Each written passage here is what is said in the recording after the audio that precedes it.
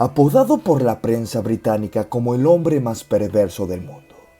Aleister Crowley es probablemente el ocultista más célebre de todos los tiempos. Promovió un credo, una ley, una religión, a la que denominó Ley de Telema, y que le fue revelada por su propio ángel guardián, un ser llamado Aiwass, mensajero a su vez, supuestamente, por el dios egipcio Horus. Aleister Crowley nació en una familia perteneciente a un movimiento cristiano puritano que residía en una localidad de Inglaterra. Su padre, Edward Crowley, poseía una gran fortuna gracias a su negocio de fabricación de cervezas, lo que le había permitido jubilarse antes del nacimiento de Aleister. Su madre, Emily Bertha Bishop, tenía una relación conflictiva con Aleister, al que llamaba ya desde niño la Bestia, apodo al que en un principio detestaba. Sin embargo, y con el pasar de los años, lo adoptó con cierto placer, modificándolo a la Gran Bestia 666, como un tipo de mofa o sátira.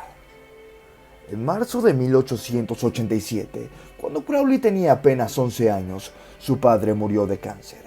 Esto supuso un gran cambio en la vida de Aleister, que idolatraba a su padre, que por cierto era un predicador religioso muy carismático. En 1895, después de haber pasado por escuelas privadas, ingresó en el colegio Trinity de Cambridge, donde por primera vez empezó a sentirse libre lejos de su represiva familia. De esa época datan sus primeros ensayos, novelas, poemas eróticos y su creciente escepticismo respecto al cristianismo y el gusto por la poesía y el montañismo. También cambió su nombre de Alexander por su forma galesa, Aleister. En 1897 ingresó en el londinense templo de Isis Urania, de la Orden Hermética de la Aurora Dorada, donde escaló rápidamente los grados iniciáticos inferiores y se enfrentó con otros miembros líderes de la orden. Por ejemplo, el famoso escritor William Butler y otro grande del ocultismo, Gregory Mathers. Poco satisfecho, abandonó dicha orden y creó su propia orden ocultista, la Astrum Argentum, también conocida como AA. Poco tiempo después ingresó a la Otto, también conocida como Ordi Templi del Orientis, Ordi Templi Orientis, donde también llegó a ser cabeza visible. Fue aquí donde rige su ley, la ley de Telema. Haz tu voluntad, será toda la ley. También fue miembro honorífico de otras sociedades que más adelante abordaré un poco mejor este tema. Crowley fusionó la magia occidental con el misticismo exótico y con la ciencia moderna y cábala. De este modo amplió la obra de Eliphas Levi, otro notable mago inglés, fundador de los pilares modernos del ocultismo y escritor del libro Dogma de Alta Magia, que había fallecido en 1865, justo cuando el mismo Crowley nació. Haz tu voluntad. Crowley ingresó en 1897 en el templo de la Orden Hermética de la Aurora Dorada, una organización secreta y esotérica en la que se estudiaba y practicaba magia, cábala y alquimia. Su rápido ascenso en la organización lo llevó a protagonizar algunos encontronazos con altos cargos de la secta. A consecuencia de ello, Crowley acabó abandonando la orden y junto con su reciente esposa, Rose, se trasladaron a Egipto. Sería en la ciudad del Cairo donde nacería su nueva leyenda. Se dice que Crowley y Rose pasaron una noche dentro de la cámara del rey de la Gran Pirámide de Giza, donde, tras una invocación, se les apareció el dios egipcio Thoth. Crowley, el mismo que siempre se había fascinado por la filosofía oculta del antiguo Egipto, formó en 1904 la Otto, la Orden Templi Orientis, o la Orden del Templo del Oriente en español. Una organización de carácter fraternal y secreta, de la que fue nombrado Gran Maestro General para Gran Bretaña e Irlanda. Durante su estancia en el Cairo, Crowley y Rose hicieron una visita al Museo de Baalbek, antecesor del Museo Egipcio del Cairo.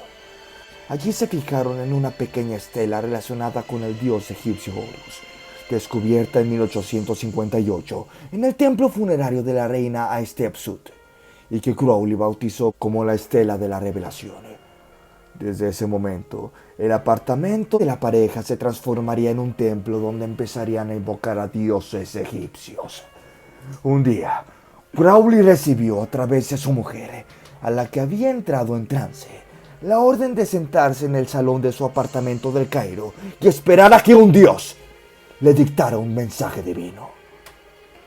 Así fue que el día 8 se le apareció un ser llamado Aiwass, mensajero del dios Horus, que, según Crowley, era un dios oscuro, la bestia que está más allá del abismo.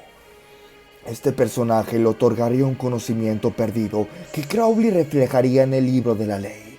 El libro que escribió al dictado de Aiwass los días 8, 9 y 10 de abril de 1904, aproximadamente entre las 12 y la 1 de la tarde. Durante los años siguientes, Crowley fue nombrado miembro honorífico de varias sociedades. Él mismo, junto con Cecil Jones, crearían en 1907 la organización ocultista Astrum Argentum, o AA. En 1920, Crowley fundó la abadía de Telema, en Céfalo, Sicilia. El lugar adquirió tan mala fama que el mismísimo Mussolini acabaría expulsándolos del país. Sin embargo, las andanzas de Crowley no acabarían allí. Hay historias que lo sitúan junto al mismísimo Churchill, cuando éste le pidió un consejo durante la Segunda Guerra Mundial. Se dice que fue el propio Crowley quien asesoró al servicio secreto británico para que Churchill usara la V como un gesto popular de victoria frente a las svásticas de los alemanes. En su obra Liberos, o Libro 77, redacta en 1941 una especie de declaración de los derechos básicos e intrínsecos de la humanidad. Crowley afirma: el hombre tiene derecho a vivir de acuerdo a su propia ley, de vivir como quiera, de trabajar como quiera, de jugar como quiera, de descansar como quiera, de morir cuando y como quiera. Entre las múltiples cosas que se cuentan de Crowley, también se llegó a decir que llevaba una extraña dieta a base de leche, coñac y heroína. Además de escandalizar a la sociedad de su época debido a los excesos que se le atribuyeron con las drogas y con el sexo. Crowley influenció mucho en la cultura popular de los años 60. En el álbum Hunky Dory, del músico y compositor británico David Bowie, habla de Aleister Crowley en el tema The Man Who Sold the World, el hombre que vendió al mundo.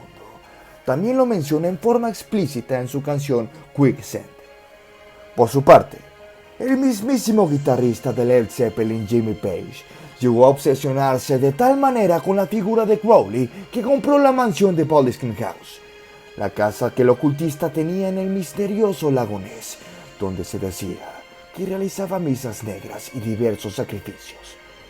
El príncipe de las tinieblas, Ozzy Osbourne, uno de los precursores del heavy metal, también dedicó una canción al mago, llamada Mr. Crowley. Aleister también apareció en la portada del disco de los Beatles, Sargento Pimienta. Tras una vida de aventuras y llena de actividad, Crowley acabó muriendo en una casa de huéspedes de Hastings, aquejado de degeneración de miocardio y bronquitis aguda. Fue incinerado en una ceremonia en la que acudieron algunos de sus discípulos y amigos, en la que leyeron parte de los textos sagrados de Telema, entre ellos pasajes de Liber Ligis y de su himno a Pan. Existen diversas versiones sobre las últimas palabras de Crowley en su lecho de muerte. Según el relato de John Simons, la enfermera le había contado que Crowley le había sujetado la mano con fuerza y, con lágrimas en los ojos, le había mencionado: estoy perplejo. Sin embargo, según un tal señor Rogue, que estaba presente en la habitación, Crowley le dijo: a veces me odio a mí mismo. Según otra de las versiones recogida por Gerald Surter, en la biografía de Crowley, un empleado de la casa oyó un fuerte ruido en el piso superior mientras limpiaba los muebles abajo. Subió y vio a Crowley muerto en el suelo de la habitación. Finalmente, según Patricia McAlpine, madre del último de los 5 hijos de Crowley, murió pacíficamente en su lecho mientras soplaba el viento y sonaban truenos y relámpagos en el exterior. En palabras de McAlpine, eran los mismos dioses que saludaban a Aleister. ¿Qué opinan, amigos y amigas? Déjenme en la caja de comentarios cualquier opinión respecto a este misterioso mago y tan emblemático ocultista, que nos interesaría mucho conocer su opinión Y si conocen algún otro personaje de esta índole, no duden en dejarlo en la caja de comentarios, que nos interesaría mucho conocerlo. Aquí su amigo Pepponstein reportándose. Un saludo.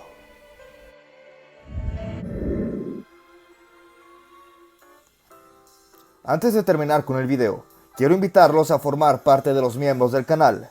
Tendrán muchos beneficios, como obtener insignias especiales, ver contenido exclusivo o mirar contenido antes que sea público, así como pedirme directamente algún tema de qué hablar, al igual que pedirme alguna canción para tocar, entre muchos beneficios más.